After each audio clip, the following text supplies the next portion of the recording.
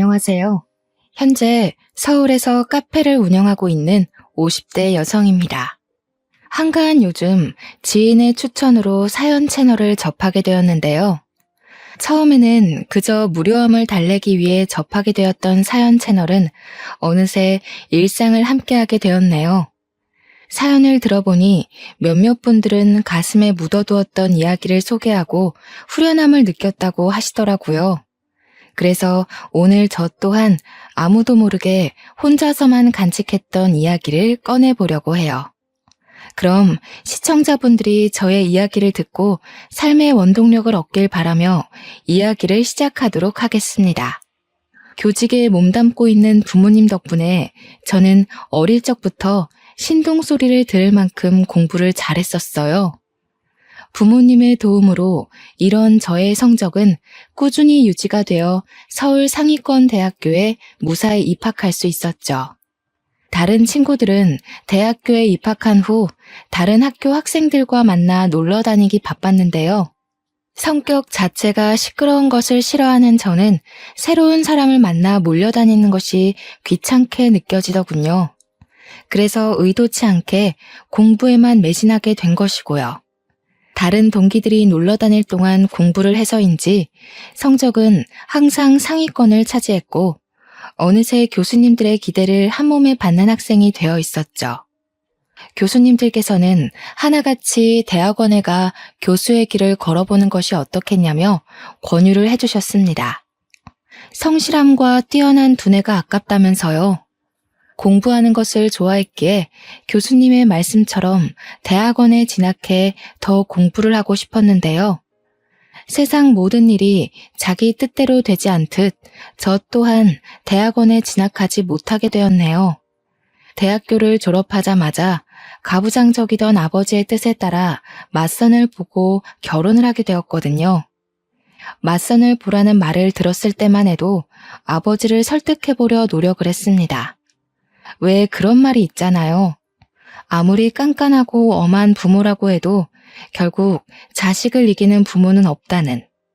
아버지 또한 그럴 거라고 생각했어요. 아무리 아버지가 가부장적이셨어도 딸이 간절히 설득을 한다면 대학원 정도는 보내주실 거라 여겼거든요. 하지만 아버지는 외동딸의 투정으로 자신의 뜻을 꺾을 만큼 호락호락하지 않은 분이셨어요. 대학원 얘기가 나오면 역정을 내시는 아버지로 인해 결국 맞선을 나가게 되었고요. 다른 사람들이 보기에 멀쩡히 대학교까지 보낸 딸을 빨리 시집 보내려는 아버지가 이상하다고 생각할 수도 있는데요. 여기에는 그만한 사정이 있었습니다. 사실 저는 어렸을 때부터 몸이 약해 툭하면 쓰러지기 일쑤였는데요. 아버지께서는 이런 약한 몸을 걱정하셔서 외동딸인 저에게 하루라도 빨리 짝을 지어주려고 한 것이었죠. 그렇게 남편과 처음 맞선을 보게 된 것이죠. 아버지의 강요로 인해 어쩔 수 없이 나온 맞선 자리였지만 남편은 수더분하고 참 괜찮은 사람이었어요. 남편과 만나는 횟수가 많아질수록 그 생각에는 변함이 없었고 결국 맞선을 본 지 한 달 만에 남편과 결혼을 하게 되었답니다. 다른 사람과 맞선을 본다고 해서 남편보다 더 나은 사람이 나타날 것 같지는 않았으니까요. 결혼 후에는 남편이 일하고 있는 회사 근처로 이사를 가 그곳에서 신혼생활을 시작하게 되었답니다. 물론 서로 처음부터 사랑 때문에 시작한 결혼이 아니었기에 서로에게 딱 맞는 배필이라는 생각은 들지 않았지만 저희 부부는 서로에게 양보하고 배려하려고 했기에 큰 문제없는 신혼생활을 보낼 수 있었네요. 남편에게 고맙기도 했어요. 남편이 대기업에 다니는 덕분에 안정적으로 전업주부 생활을 할 수 있었으니까요. 그리고 신혼생활을 보낸 지 1년 만에 저희 부부 사이에서는 사랑스러운 딸아이가 태어나게 되었죠. 주변 지인들은 아이를 키울 바에는 차라리 매일 야근을 하겠다고 선언을 할 정도로 아이를 키우는 것이 힘들다며 푸념을 했는데요. 타고나길 순하고 착하게 태어난 딸 덕분에 저희 부부는 육아가 힘들기는커녕 오히려 즐거웠는걸요. 하루하루 커가는 딸아이의 모습을 옆에서 지켜보는 것은 그 무엇과도 바꿀 수 없는 큰 기쁨이었고요. 딸아이를 볼 때면 행운을 가져다 준 복덩이라는 생각이 들 정도로 딸아이가 태어난 후 저희 부부에게는 좋은 일만 일어났답니다. 청약에 당첨돼 더 좋은 곳으로 이사를 갈 수 있었던 것은 물론 과장에 머물러 있던 남편은 차장으로 승진까지 했거든요. 무탈하게 지내던 저희 가족은 딸아이가 고등학교에 올라가게 된 후 이사를 가게 되었어요. 청약이 당첨된 아파트는 남편이 다니는 회사와 멀다는 이유로 다른 사람에게 세를 주고 있었지만 고등학생이 된 딸에게 더 나은 교육 환경을 제공해주고 싶었기에 이사를 가게 되었죠. 딸아이에게 공부하기 좋은 환경을 만들어주기 위해 이사를 가긴 했지만 친구가 없어 힘들어하는 딸아이의 모습을 보니 후회가 되더라고요. 괜한 욕심으로 인해 딸아이에게 상처를 준 건 아닌가 하는 생각이 들기도 했습니다. 하지만 그것도 잠시 본성이 밝고 씩씩한 딸은 새로운 환경에 금방 적응을 해 학교 생활도 잘하며 곧잘 좋은 성적을 받아오더군요. 그리고 3개월 후 딸아이는 처음으로 집에 친구를 데려왔네요. 딸아이가 말하길 집으로 데리고 온 친구가 자신의 학교 생활을 잘할 수 있도록 도와준 은인이라고 하더군요. 그 말을 들으니 딸아이의 친구에게 더없이 고마웠어요. 그 후로도 딸아이의 친구는 종종 저희 집으로 놀러 오게 되었죠. 딸아이와 둘도 없는 사이가 된 아이에게 항상 고맙다는 생각을 했는데요. 은인과도 같았던 딸아이의 친구는 얼마 안 가 원수보다 못한 사이가 되는 사건이 발생하고 말았습니다. 시어머니의 칠순잔치로 인해 100만 원가량의 현금을 뽑아 집으로 돌아왔을 때였죠. 집에는 여느 때와 같이 학교 숙제를 하고 있는 딸아이와 딸아이의 친구가 있더군요. 아이들에게 저녁을 차려주고 있었지만 마침 아파트 반상회가 있어 간단한 간식거리만 챙겨준 뒤 집을 비우게 되었어요. 미안한 마음에 반생회 모임에서 일찍 일어나 집으로 돌아오게 되었고요. 그런데 집으로 오니 이미 딸아이의 친구는 집으로 돌아간 후였죠. 이미 간 아이를 다시 부를 수 없기에 딸아이의 저녁만 차려준 뒤 안방으로 들어오게 되었고요. 안방에 들어온 후 제일 먼저 100만 원을 가방에 넣으려고 했는데요. 놀랍게도 봉투에 있어야 할 100만 원은 소리 소문 없이 사라져 있더군요. 깜짝 놀랄 수밖에 없었어요. 반상회 모임에 나갈 때만 해도 멀쩡하게 있던 100만 원이 갑자기 사라지다뇨. 말이 안 되잖아요. 그래서 제일 먼저 딸아이의 방을 찾아갔어요. 너 엄마 서랍에 있던 100만 원 건드렸니? 그 큰 돈을 내가 뭐하러 엄마 몰래 건드려. 금방 들통날 텐데. 엄마 아까 반상회 나갔잖아. 반상회 모임 갔다가 흘리고 온 거 아니야? 나는 진짜 아니니까 다시 잘 찾아봐. 역시나 딸아이는 자신이 한 짓이 절대 아니라며 손사래를 쳤어요. 딸아이가 지갑에 손을 댄 적이 있다면 의심을 할 테지만 한 번도 허락 없이 저희 부부의 지갑에 손을 댄 적이 없기에 차마 딸아이를 의심할 수 없었네요. 고심하던 순간 딸아이의 친구가 급히 집으로 돌아간 것이 떠올랐습니다. 그래서 딸아이에게 그 아이가 사는 곳의 주소를 받아 찾아가게 된 것이죠. 이쯤 되니 갑자기 100만 원이나 되는 큰 돈을 왜 훔쳤을지 궁금했어요. 한편으로는 이미 100만 원이란 큰 돈을 다 써버렸으면 어떡하나 걱정이 되기도 했고요. 딸아이가 알려준 주소는 오래된 다가구 주택이 모여있는 곳이었는데요. 딸아이의 친구는 그 중에서도 제일 후미지고 높은 곳에 위치한 판자촌이었습니다. 문을 두드리자 딸아이의 친구는 바로 문을 열더군요. 딸아이의 친구는 제가 자신의 눈앞에 있다는 사실에 깜짝 놀란 표정이었어요. 요리조리 누나를 굴리는 아이의 모습을 보자 확실히 100만 원을 훔쳐간 것이 맞구나 확신이 들었습니다. 안방에 있던 100만 원 네가 가지고 갔니? 네. 자신은 아니라며 딱 잡아댈 줄 알았는데 딸아이의 친구는 의외로 순순히 100만 원을 가지고 간 것이 자신이라고 인정을 했어요. 문을 두드릴 때만 하더라도 남의 돈에 손을 댄 행동을 따끔하게 혼내야겠다고 생각했지만 막상 벌벌 떨고 있는 아이의 모습을 보자 그렇게 못하겠더라고요. 그래서 화를 내는 대신 차분하게 왜 100만 원에 손을 댔는지 물어보았죠. 차분하게 이유를 묻자 딸아이의 친구는 울먹이며 100만 원에 손을 댄 이유를 털어놓기 시작했네요. 죄송해요. 아줌마나 연희가 저한테 해주던 걸 생각하면 절대로 그러면 안 됐는데 엄마 수술비가 모자라서 어쩔 수가 없었어요. 엄마가 수술을 하셨다고? 혹시 어디가 많이 아프시니? 사실 저희 엄마가 암에 걸리셨거든요. 지금까지는 보험회사에서 나오는 보험금으로 꾸역꾸역 버텼었는데 얼마 전에 아빠가 엄마 보험금으로 나온 돈을 가지고 도망가서요. 내일 당장 수술인데다가 돈이라고는 집에 있는 현금 10만 원이 전부여서 그만. 정말 죄송해요, 아줌마. 그러면 안 됐었는데 100만 원 보자마자 눈이 뒤집혀서 배은망덕하게 아줌마가 저한테 잘해주신 것도 까먹고 그만 실수를 저지르고 말았어요. 처음에는 아이의 말을 쉽게 믿을 수가 없었습니다. 아무리 어리다고는 해도 돈 앞에서는 얼마든지 영악해질 수 있는 게 사람이잖아요. 하지만 딸아이의 친구를 따라 병실에 들어간 후 저는 그 아이의 말을 믿을 수밖에 없었네요. 침대에는 위태롭게 산소 호흡기를 꽂은 채 앙상하게 말라있는 여자가 누워 있었거든요. 숨만 간신히 쉬고 있는 여자를 보자 가슴이 찡하게 울려오더군요. 아직 20살도 안 된 어린 것이 수술비가 없어서 얼마나 발을 동동 굴렀을까라는 생각 때문에요. 그리고 이런 안타까움은 아픈 아내와 딸을 두고 도망갔다는 남자에 대한 의아함으로 이어졌어요.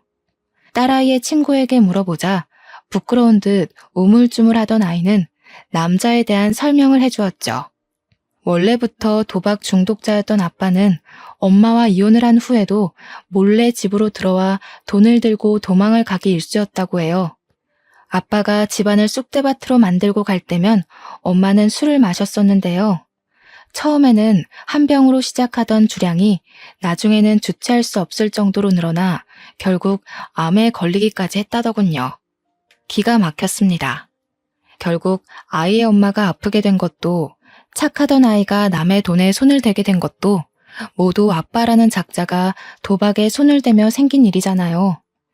죄송하다며 연신 고개를 조아리는 아이의 모습을 보니 착잡했던 마음은 더 깊어만 졌고요. 잘못된 선택을 할 수밖에 없었던 아이의 마음을 떠올리자 마음은 무거워졌고 결국 직접 나서서 병원비를 해결하기로 마음을 먹게 되었네요.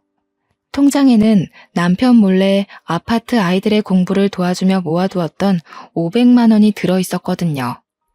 모든 병원비를 내주자 딸아이의 친구는 오열하다시피 하며 몇 번이나 감사하다는 인사를 했습니다. 자신이 열심히 일을 해 꼭 돈을 갚겠다는 말까지 하면서요. 아직 고등학생밖에 되지 않은 딸아이의 친구에게 당장 500만 원을 갚으라는 말은 하고 싶지는 않았어요. 그래서 성인이 된 후 차근차근 갚으라는 말을 한 것이고요. 원래부터 성실하고 공부까지 잘하는 딸아이의 친구가 500만 원을 갚을 거라 믿어 의심치 않았습니다. 하지만 딸아이의 친구는 그 후 아예 연락을 두절하고 말았어요. 이 일로 인해 딸아이의 친구에 대한 굳건한 믿음은 완전히 부서지고 말았죠. 이 사건을 알게 된 딸아이는 불같이 화를 냈습니다. 그럴 만도 했어요. 가장 친하다고 생각했던 친구가 자신의 부모에게 500만 원을 빌린 것도 모자라 연락도 끊은 채 야반 도주를 했으니까요. 이미 흔적도 없이 사라진 딸아이의 친구를 찾을 수 없었기에 액땜한 셈 치며 그냥 넘기자고 했는데요. 그 말을 듣자 딸아이는 절대 그냥 둘 수 없다며 펄쩍 뛰더군요. 말도 안 돼. 엄마 미쳤어? 얌체같이 남의 집 돈이나 탐내는 애랑 친하게 지낸 것만 생각해도 속이 뒤집힐 것 같은데 엄마까지 도대체 왜 그래? 500만 원이 누구 집 개 이름도 아니고 도망갔으면 어떻게든 찾아서 당장 갚으라고 말을 해야 할 거 아니야. 말 들어보니까 사정이 딱하더라. 아빠라고 하나 있는 사람은 도박에 미쳐서 제 처랑 자식도 버리고 도망간 것도 모자라서 수술비까지 가지고 도망갔다고 하던데 딱하지 않니? 그냥 없는 돈이었던 셈치고 우리가 눈 감아주자. 잘났어, 정말. 세상 착한 일은 엄마 혼자 다 하지? 엄마는 도대체 사람이 왜 그렇게 물러 터졌어? 걔가 엄마 돈 먹고 도망치려고 거짓말한 걸 수도 있잖아. 다른 사람들은 돌다리라도 두드려보고 건넌다고 하는데 엄마는 어떻게 된 게 허술한 나무 판자떼기를 그냥 지나갈 수가 있냐고. 이미 끝난 일이잖아. 그렇다고 우리한테 큰 피해를 준 것도 아니고. 어디 지연이를 우리가 하루 이틀 보니? 우리한테 사기칠 사람 아니란 거 네가 제일 잘 알잖아. 그러지 말고 우리가 이해해주자. 아빠란 작자는 도망가고 하나밖에 없는 엄마는 아파서 사경을 헤매고 있는데 그 어린 것이 어떻게 제정신일 수가 있겠니? 작정하고 꾸민 일일 수도 있지. 세상에 믿을 사람이 어디 있다고. 제정신이 아닌 게 아니라 똥으로 받은 500만 원을 갚기 싫었던 거겠지. 엄마가 뭐라고 하던 나는 지연이 찾아내서 500만 원도 돌려받고 사과도 받을 거야. 엄마는 죽었다 깨어나도 지연이 못 잡겠다고 하는데 나라도 나서야 그 돈 받지. 딱한 사정을 눈감아 주려고 했지만 제 아빠를 닮아 불같은 성정을 가진 딸아이는 절대 용서할 수 없다며 씩씩거리기까지 하더군요. 몇 번이나 말려보았지만 한 번 눈이 돌아간 딸아이에게 알량한 말 따위는 전혀 효과가 없었네요. 그 후 딸아이는 주변 지인들에게 수소문하여 저에게서 500만 원을 빌려간 친구를 찾으려 했지만 아이의 노력과는 달리 3개월이 지나도 그 아이를 찾기는커녕 흔적도 찾기가 어려웠는걸요. 결국 반년이 지나자 딸아이 또한 친구를 찾는 것을 포기하게 되었습니다. 대학교에 입학한 딸아이는 이전과 달리 무척 바쁜 나날을 보냈거든요. 처음 딸아이가 대학교에 들어갈 때만 하더라도 드디어 온전한 내 생활을 보낼 수 있을 거라고 생각을 했는데요. 막상 텅 빈 딸의 방을 보니 공허한 기분이 들었어요. 남편이라도 같이 있으면 그나마 좀 나았겠지만 남편은 언제나 바쁜 회사 일정으로 야근을 했기에 텅 빈 기분은 좀처럼 나아질 기미가 보이지 않았는걸요. 그래서 커피 공부를 하기 시작한 거예요. 혼자 있는 것보다는 무엇이든 배우는 것이 공허한 기분을 채우는 데 도움이 될 것 같았거든요. 그리고 이런 예상은 딱 들어맞았습니다. 평소 커피에 대해 관심이 많아서인지 커피에 관해 배우는 것은 질리지도 않고 참 재미있었죠. 커피 학원에 다닌 지 3개월 만에 바리스타 자격증까지 따게 되었는데요. 처음에는 그저 자격증만 따고 끝내자고 생각했었지만 시간이 지나다 보니 점차 욕심이 생기더군요. 나만의 카페를 차려서 다른 사람들에게 커피를 내려주고 싶다는 욕심이요.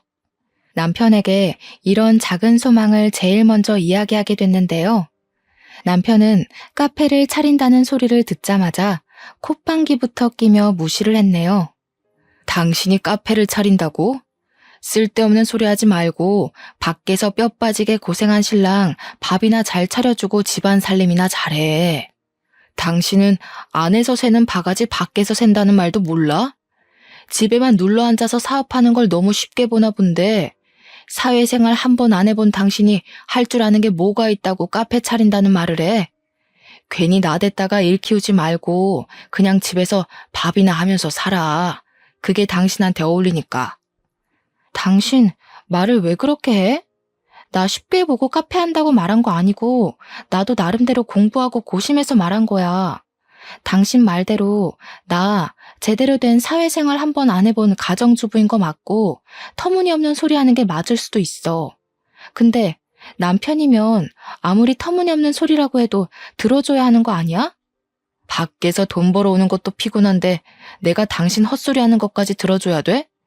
괜히 지나가는 바람에 쓸데없는 생각하지 말고 집안 살림이나 잘해.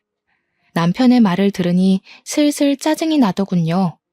치사해 보일까 말은 못했지만 사실 제가 남편보다 더 좋은 대학교에 나왔었거든요. 가부장적이던 아버지의 강요가 아니었다면 남편보다 더 좋은 기업에 가서 일을 할 수도 있었고요. 그렇다 보니 남편이 못 배운 사람 취급하는 것을 도저히 견딜 수가 없었네요. 내가 카페 차리는데 당신한테 돈을 보태달라고 한 것도 아니고, 그렇다고 카페 운영을 같이 하자고 한 것도 아닌데 왜 자꾸 삐딱하게 나오는 건데? 내가 집에서 살림만 하자고 당신이랑 결혼한 줄 알아? 당신은 주말마다 등산이며 낚시며 한 주도 안 거르고 나가서 놀면서 나는 왜 집에 처박혀서 살림만 해야 되는데? 아, 참나. 어디 집에서 살림만 하는 여자랑 밖에서 일하는 남자랑 같아?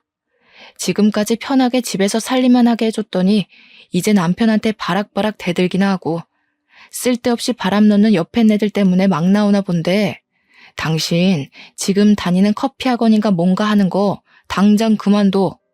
그리고 앞으로 내 앞에서는 카페 차린다는 말 꺼내지도 마.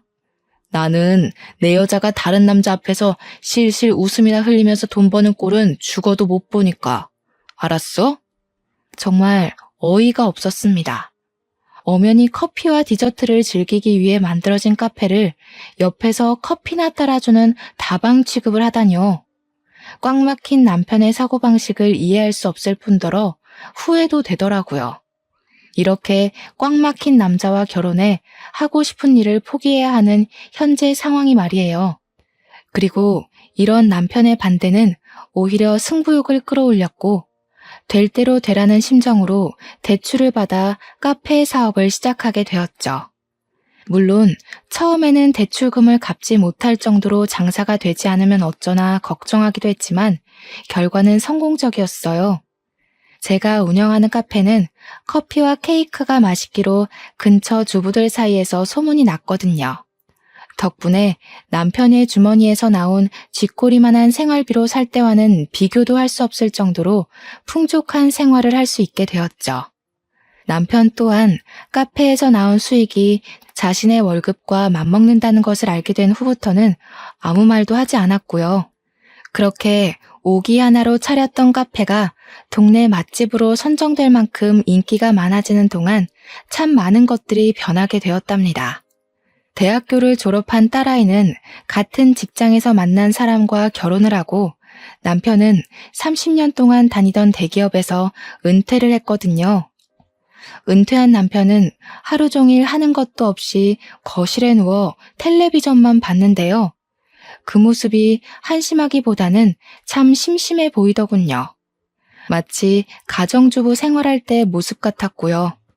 그래서 남편에게 카페 운영을 같이 하자고 제안하게 되었네요. 집에 누워 심심한 시간을 보내는 것보다는 밖에 나와 일을 하며 일손도 돕고 돈도 버는 것이 더 좋잖아요. 하지만 남편은 단칼에 저의 제안을 거절했어요. 한평생을 대기업에서 일하던 자신이 어떻게 카페 일을 하냐면서요. 그러고는 갑자기 낚시용품 사업을 시작한다며 난리를 피우기 시작했습니다. 걱정되는 마음에 말리려고 해봤지만 남편은 버럭 성을 내었죠. 어디 여자가 남자 하는 일에 끼어들어? 그러는 당신은 내 말 잘 들어서 지금까지 실실 웃음이나 흘리면서 카페 사업하고 있고? 두고 봐. 카페랑은 비교도 안 될 만큼 성공해서 별 가짜는 카페 하나 때문에 빳빳하게 치솟은 당신 코를 납작하게 만들어줄 테니까. 지금 경쟁하자고 당신한테 그런 얘기하는 게 아니잖아. 카페야 나이에 상관없이 다들 많이 온다고 하지만 낚시는 다르잖아.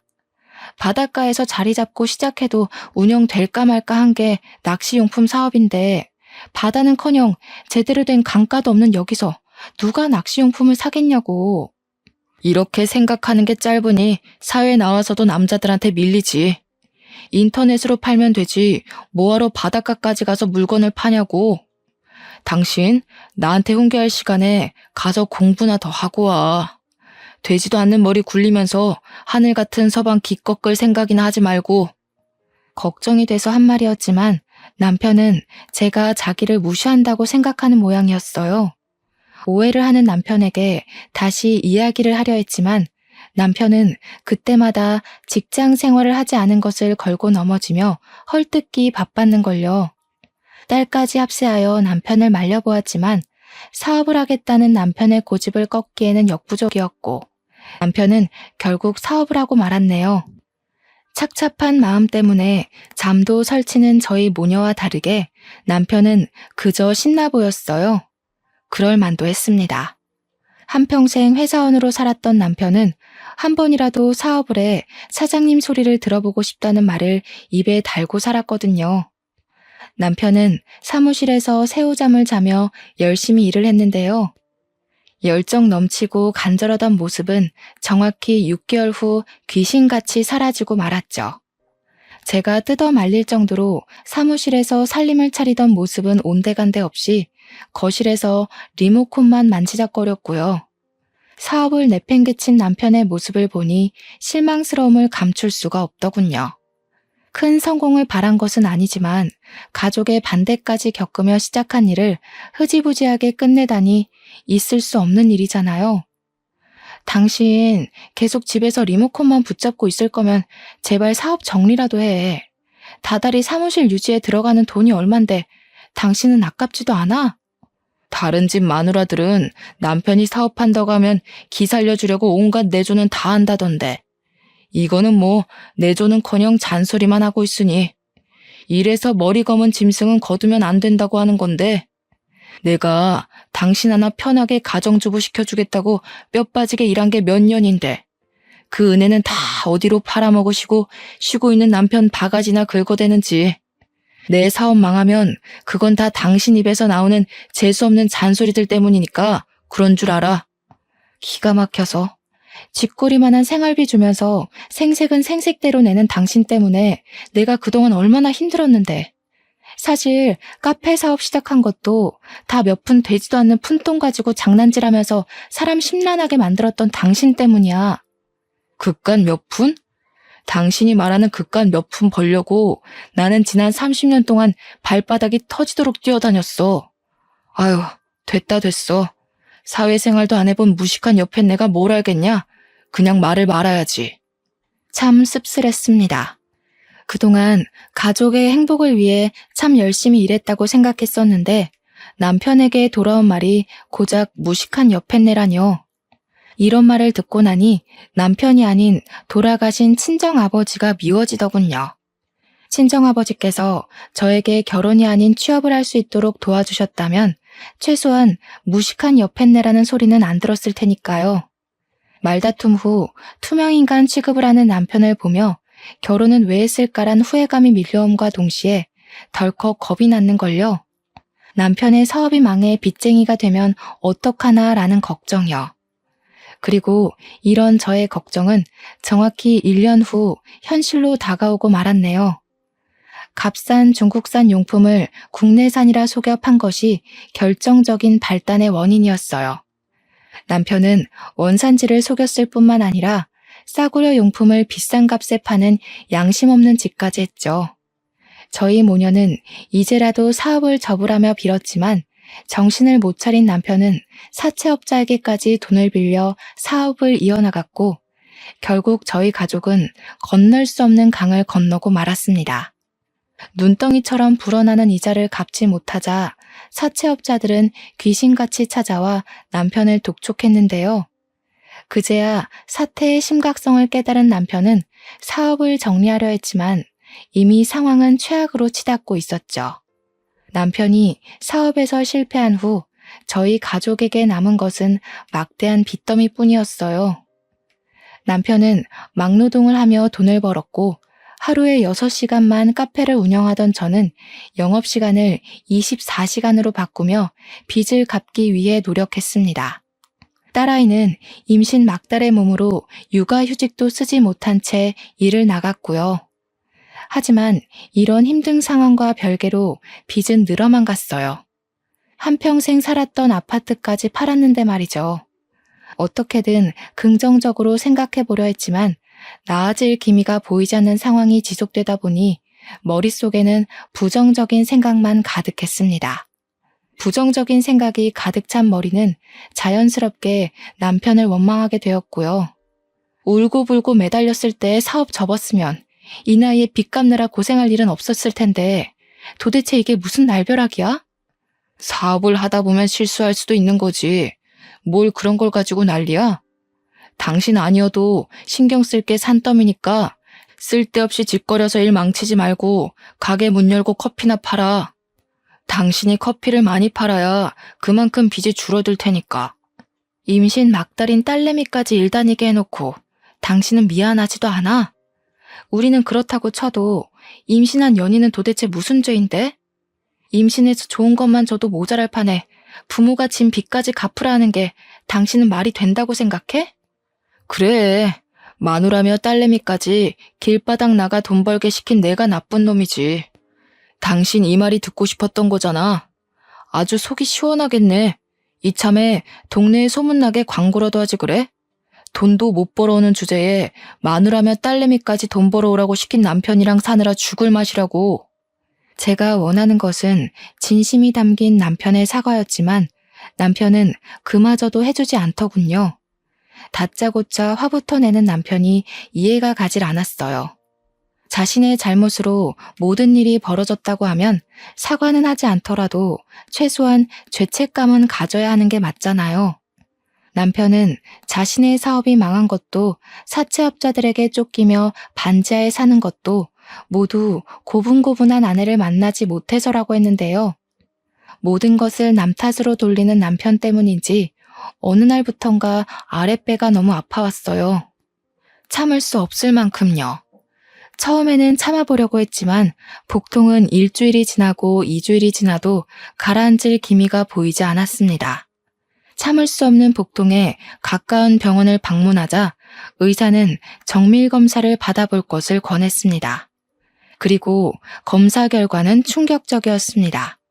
다른 사람도 아닌 제가 간암 판정을 받다니 믿을 수가 없었죠. 의사는 간암 초기 판정을 받았으니 치료만 잘하면 완치 확률이 높다며 위로를 해주었어요. 무신경한 남편과 달리 어떻게든 위로를 해주려 노력하는 의사를 보니 씁쓸함은 더 심해졌죠. 빚쟁이한테 시달리는 와중에 간암에까지 걸리다니 참 하늘이 원망스럽더군요. 딸아이는 치료에 전념할 수 있도록 자신이 노력한다고 했는데요. 힘든 내색 한번 하지 않고 위로를 해주는 딸아이를 보니 울컥 눈물이 차올랐네요. 만삭의 몸으로 일을 하는 것도 힘들 텐데 못난 엄마의 위로까지 해준 거잖아요. 남편에게는 또 어떻게 말할지를 생각하니 집으로 돌아가는 길이 참 막막했어요. 당장 한 푼이 아쉬운 상황에서 카페 영업을 중단하고 치료에만 전념한다고 하면 빚더미는 금세 불어날 게 눈에 선했거든요. 그래도 용기를 내어 남편에게 말을 꺼냈죠. 참나. 한평생 내 돈이나 파먹으면서 살던 쌀벌레 같은 마누라 드디어 쓸모있나 싶었더니 암이라고 하네. 그래도 암 초기면 금방 죽을 건 아니잖아. 요즘 기술이 좋아져서 암 초기면 금방 털고 일어난다고 하던데. 당신 괜히 입원해서 쓸데없는데 돈 날릴 생각하지 말고 통원 치료하면서 카페 일 계속해. 아빠, 그게 무슨 말이야. 엄마가 누구 때문에 암에 걸렸는데 다 아빠가 사업한다고 엄마 속 썩여서 생긴 일 아니야. 애초에 아빠가 이상한 사업한다고 뻘짓만 안 했어도 말년에 엄마가 이렇게 고생할 일은 없었다고. 이 계집애가 누굴 닮아서 이렇게 건방지게 굴어? 딸이라고 하나 있는 건 평생 밥 먹게 해준 애비한테 대들지를 않나. 마누라는 말년에 아파 죽는다고 곤란 소리를 하지 않나. 집에 암탉이 시끄럽게 굴면 재수가 없다던데 사업 한번 엎어진 걸 가지고 집안의 가장을 원수보다도 더 못하게 여기고 딸년이며 마누라며 쌍으로 집안의 가장을 무시하는데 어디 전국 팔도에 나보다 더 복 없는 놈 있으면 나와보라고 해. 진짜 기가 막혀서. 아빠가 그동안 가족한테 희생한 게 뭐가 있는데? 엄마한테 꼴랑 50만 원 쥐어주고 자기는 전국 팔도 사내짐이 다 먹으러 다녔으면서 아빠는 뭐가 그렇게 떳떳하고 당당해? 꼴랑 50만 원? 대학교 졸업할 때까지 지 손으로 돈도 제대로 벌어본 적 없는 게 어디 함부로 짓거려? 아빠, 뭘 단단히 착각하고 있는데 나 대학교 들어가고 나서 엄마한테 피해주기 싫어서 손에 닥치는 대로 일하면서 내 손으로 번 돈으로 용돈하고 학비 내면서 다녔어. 근데 뭐? 돈을 제대로 벌어본 적이 없다고? 이 계집애가 어딜 자꾸 애비 말하는데 토를 달아? 됐고 당신 돈 벌 거 아니면 보험금으로 나온 돈 반 나누고 당장 이혼서류에 도장 찍어. 난 병든 마누라 똥수발 들 생각 죽어도 없으니까. 병간호를 바란 것은 아니지만 남편의 입에서 이혼하자는 소리가 나올 줄은 몰랐네요.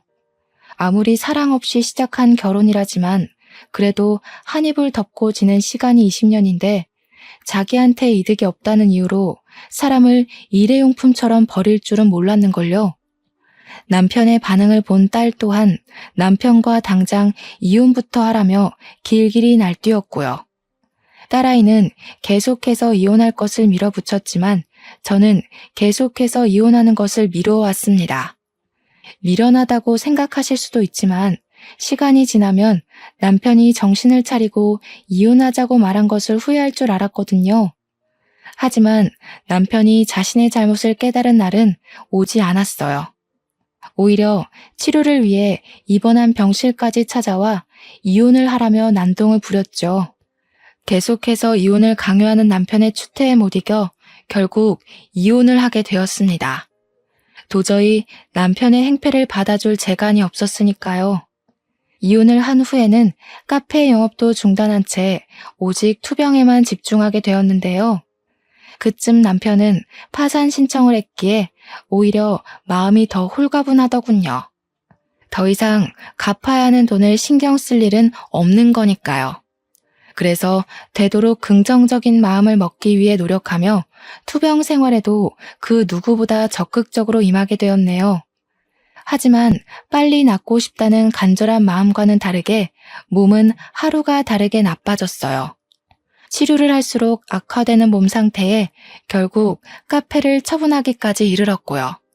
10년 넘게 운영하던 카페를 처분하는 것이 쉬운 일은 아니었지만 몸이 따라주지 않았기에 어쩔 수가 없었죠. 그리고 카페를 내놓은 지 일주일도 안 돼 부동산에서 연락이 오더군요. 카페를 인수하겠다는 사람이 나타났다면서요. 카페를 인수하겠다는 사람이 나타난 것은 기쁜 일이었지만 한편으로는 착잡하기도 하더라고요. 어찌되었던 10년 동안 정들었던 카페를 내놓아야 하는 일이었으니까요. 무작정 기쁘지도 무작정 슬프지도 않은 마음에 카페를 가게 되었는데요. 카페 앞에 도착하자 까무러칠 만큼 놀라고 말았네요. 카페 인수를 하겠다고 나타난 사람은 다른 누구도 아닌 딸아이의 친구였거든요.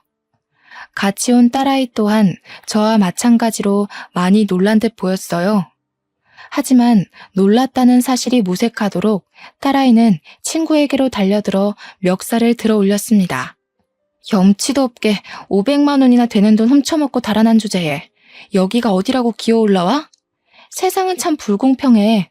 가족 팔면서 남의 돈 홀랑 뺏어먹고 도망간 사기꾼은 이렇게 멀쩡하게 살아서 카페 인수까지 하겠다고 나타났는데 정작 사기당한 우리 엄마는 몹쓸 병에 걸려서 남 좋은 일만 시키고 말이야. 엄마는 용서할지 몰라도 나는 절대로 너 용서 못해. 말리려고 했지만 딸아이의 힘을 이기기 역부족이었습니다. 만삭의 몸으로 어떻게 이런 괴력이 나오나 의아할 정도로 딸아이는 친구에게 달려들었거든요. 딸아이의 친구의 얼굴에 생채기가 나오고 주위 사람들의 시선이 몰리자 덜컥 겁이 나더군요. 괜히 주위에서 신고를 한다면 딸아이는 만삭의 몸으로 경찰서에 갈 수도 있는 거잖아요. 그래서 죽기 살기로 딸아이의 허리를 붙들며 제발 그만하라 호소를 하였죠. 간신히 이성을 찾은 딸아이는 씩씩거리면서 자신의 친구를 노려보았는데요. 한참을 아무 말 없이 서 있던 딸아이의 친구는 가방에서 돈봉투를 꺼내 저에게 건네더라고요. 하얀 돈봉투 안에는 500만 원이 그대로 들어있었습니다. 딸아이는 봉투에 든 돈의 액수를 세어본 후 콧방귀를 뀌었고요. 쥐꼬리만한 양심은 남아있었나 보지? 10년이 지난 지금에서야 500만 원을 갚은 걸 보면. 너한테도 아줌마한테도 너무 미안해서 내가 할 말이 없어. 이렇게 늦을 거라고 생각하지는 못했는데 너무 미안해. 그래도 이거 하나만은 알아줘. 도망간 이후로 너랑 아줌마 생각에 하루도 편하게 잠들었던 날이 없었어. 기가 찬다, 기가 차. 이유가 어찌되었건 비겁하게 도망부터 친 사기꾼 말 듣고 싶지도 않으니까 당장 내 눈앞에서 사라져. 딸아이의 냉랭한 태도가 계속되자 그 아이는 아스팔트 바닥에 무릎을 꿇으며 그동안 있었던 일을 말해주었어요. 알고 보니 엄마는 수술 도중 눈을 감게 되었고 장례식을 치르는 도중 빚쟁이들이 찾아왔다고 해요. 아빠라는 작자가 아이의 앞으로 헤아릴 수도 없을 만큼의 도박빚을 달아놓은 것이었죠. 아빠의 도박빚을 갚다 지친 아이는 저에게 빌린 500만 원은 갚을 엄두조차 않나 도망치게 된 것이고요. 몇 년간 도박빚 때문에 빚쟁이들을 피해 다니며 살던 아이는 우연한 계기로 쇼핑몰 사업을 시작했다고 했고 사업은 대박이 났다고 해요. 아빠의 도박빚을 다 갚은 후에는 자연스럽게 저에게 빌려갔던 500만 원이 생각났고요. 그래서 수소문에 저희 모녀를 찾아온 것이죠. 절절한 사연에 가슴이 아파왔는데요. 딸아이는 냉소적인 반응을 보였어요. 딸아이의 친구는 어떻게든 자신이 돕겠다고 했지만 딸아이는 그런 친구의 손을 뿌리쳤고요. 소동이 있은 후 저는 다시 투병 생활을 시작했는데요. 의사는 조심스럽게 간 이식을 권하더군요. 항암 치료를 하면 할수록 몸 상태는 점점 나빠졌기에 간 이식이 최후의 방법이라면서요. 절망적이었습니다. 이혼한 남편은 절대로 간 이식을 해줄 리가 없었고 임신 막달인 딸에게는 죽어도 간 이식을 받고 싶지 않았거든요. 그런데 세상에 죽으라는 법은 없는지 얼마 후 의사는 기증자가 나타났다며 수술 준비를 하라고 말을 했어요. 간 이식을 받을 수 있다는 소식에 어찌나 기쁘던지 기증자에게 감사한 마음이 드는 동시에 안도감이 들어 눈물이 쏟아지더라고요. 그렇게 기증자의 도움으로 수술을 받은 후 일주일이 지났는데요. 문득 딸아이의 친구가 인수해간 카페를 잘 운영하고 있을지 궁금해지더군요. 그래서 연락을 하게 되었고요. 그런데 놀랍게도 딸아이의 친구는 저와 같은 병원에 입원해 있다고 했어요. 같은 병원이란 말을 듣고 당장 몸을 일으켜 가게 되었습니다. 큰 마음 먹고 카페까지 넘겨주었는데 몸이 아파 카페 운영을 못하게 되면 큰일이잖아요. 딸아이의 친구가 있는 병실 앞에 서 있을 때였는데요. 때마침 수술을 해주신 의사가 제 앞을 지나가며 딸아이의 친구가 누워있는 병실을 가리켰습니다. 아는 사이냐면서요. 엄청 돈독한 사이셨나 보네요. 가족도 꺼려하는 간 이식을 선뜻 하겠다고 나선 걸 보면. 네? 그게 무슨 말씀이세요? 간 이식을 하다니요. 의사의 입에서 나온 말은 믿을 수가 없었습니다. 간 이식을 해준 사람이 다른 사람도 아닌 딸아이의 친구였으니까요. 침대에 앉아있는 딸아이의 친구를 보자 다리에 힘부터 풀리더군요. 고마움과 함께 미안함이 밀려왔거든요. 왜 기증자인 것을 밝히지 않았냐고 묻자 딸아이 친구는 씁쓸한 미소만 지을 뿐이었습니다. 그깟 간 이식 좀 했다고 제가 아줌마 돈을 가지고 도망간 사실이 변하는 건 아니잖아요. 그냥 지난날 베풀어 주신 호의를 돌려받는다고 생각해 주세요. 세상에, 그깟 500만 원이 뭐길래. 너무 고맙고 미안해서 내가 할 말이 없구나. 물론 엄마가 수술을 받아 돌아가시긴 했지만 그래도 아줌마가 500만 원을 빌려주신 덕에 후회는 안 했어요. 만약 돈이 없어서 수술을 못했다면 저 때문에 엄마가 돌아가셨다는 후회 때문에 사업을 하기는커녕 지금도 아빠 빚 갚는 걸로 쩔쩔매면서 후회나 하고 있었을 테니까요. 제가 엄마를 편하게 보내드린 것도 사업을 해서 이렇게 큰 돈을 벌게 된 것도 다 아주머니 덕분이에요. 그러니까 저한테 미안한 마음 갖지 마시고 건강하게 오래오래 사세요. 그래야 카페 영업도 다시 하시죠. 더 힘든 일을 겪었으면서 오히려 위로를 해주는 모습에 참 마음이 아파졌네요. 제가 한 거라고는 그저 500만 원을 빌려준 것뿐인데 딸아이 친구는 500만 원을 훌쩍 뛰어넘는 것을 해주었으니까요. 몸이 회복이 된 후 출산을 한 딸아이에게도 그동안 있었던 일을 설명해 주었는데요. 딸아이 또한 간 이식을 해준 자신의 친구에게 앙금을 품었던 것을 후회하며 간 이식을 해준 것에 대해 진심으로 고마워하게 되었죠. 퇴원을 한 후 저는 딸아이의 친구 덕분에 간암을 완전히 완치한 후 다시 카페 운영에 힘을 쓰고 있어요.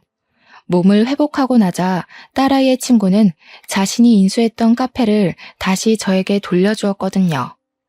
아직 무리를 하면 안 되기에 무리하지 않은 선에서 열심히 카페 일을 하고 있어요. 아프고 나니 삶을 건강하게 산다는 것이 얼마나 감사하고 소중한 일인지 깨달았으니까요. 얼마 전 완치했다는 소식을 들어서인지 전 남편은 재결합을 하자며 카페로 찾아왔는데요. 저는 단칼에 거절했답니다. 어렵게 찾은 건강한 몸과 정신을 이기적인 전 남편에게 쏟기에는 너무 아깝잖아요.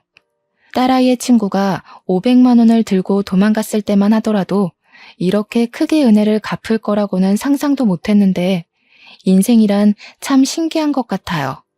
이번 일을 계기로 다시 한번 깨닫게 되었죠.